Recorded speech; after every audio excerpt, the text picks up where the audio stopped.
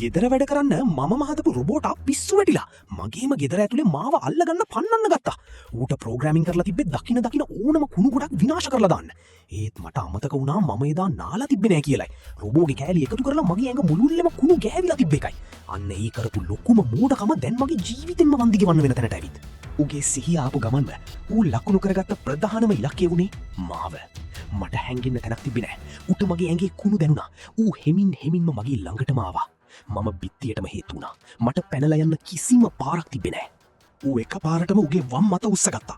ඒ අත අග තිබ්බේ යකඩ කූරු පිරුණු බුරුසුවක්. ඕනෑම ක්‍රමයකින් කුණු අයින් කරනු ලැබෙයි. අර යකඩ බුරුසුව කැරකෙන්ඩ ගත්තේ මගේ ඇඟේ මස් තලලා ඇටකටු පවා හීරිලා යන තරම් දරුණු වේගයකින්. ඌ මගේ පැත්තට කඩාගෙන එද්දීම උගේ ඇඟ වැදිලා මගේ ආච්චිගේ අලු පිරුණු බඳුන ෂෙල්ෆ් එකකින් බිමට වැටුණා. ඒක කුඩු පට්ටම් වෙලා ආච්චිගේ අලු ගෙදර හැම තැනම විසිරුණා. රෝබෝ ඒකපාරටම උගේ අවධානය වෙනස් කළා.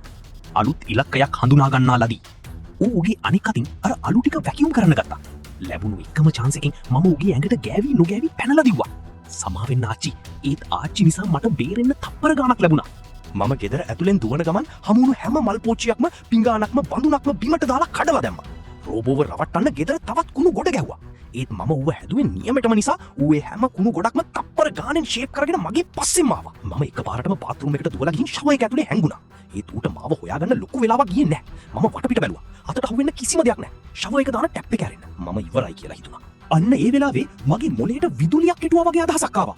මම එකපාරටම ෂවර් එක දැම්මා. තද සීතල වතුර මගේ ඇඟ දිගේ ගලාගෙන ගිහින් ඇඟේ තිබ්බ කුණු ඔක්කොම හොදලා දැම්මා. රොබෝ ආපු පාරෙම නතර වුණා.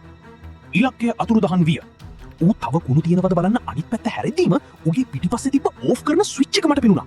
මම ෂවර් එකෙන් එළියට පැනලා එකපාරටම මේ ස්විච් එක ඔබලා දැම්මා. රොබෝ එතනම ඇදගෙන වැටුණා. මම ගෙදර වටපිට බැලුවා. අද නම් සුද්ධ කරන්න ලොකු කුණු ගොඩක් තියෙනවා. ඒත් ඒ වෙච්ච දේවලින් පස්සේ ඒ ඔක්කොම මගේ අතින්ම සුද්ධ කරගන්න ලැබුණ එක ගැන මට දැනුනේ ලොකු සතුටක්.